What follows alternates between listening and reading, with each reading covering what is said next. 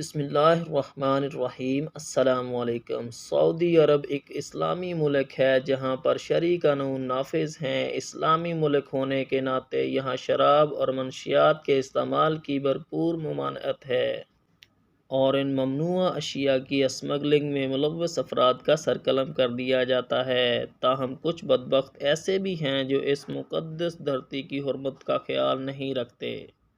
مملکت میں منشیات منتقلی کی بڑی سازش ناکام بنا دی گئی ہے۔ سعودی میڈیا کے مطابق ایک خاتون اور ایک مرد کو منشیات اسمگلنگ کے جرم میں گرفتار کر لیا گیا ہے۔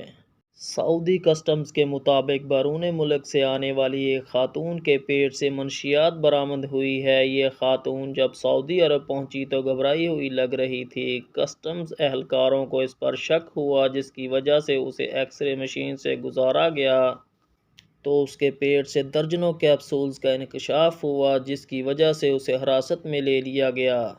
حکام کے مطابق خاتون کے پیٹ سے کوکین کے 60 کیپسولز برآمد ہوئے جن کا مجموعی وزن 683.5 گرام تھا۔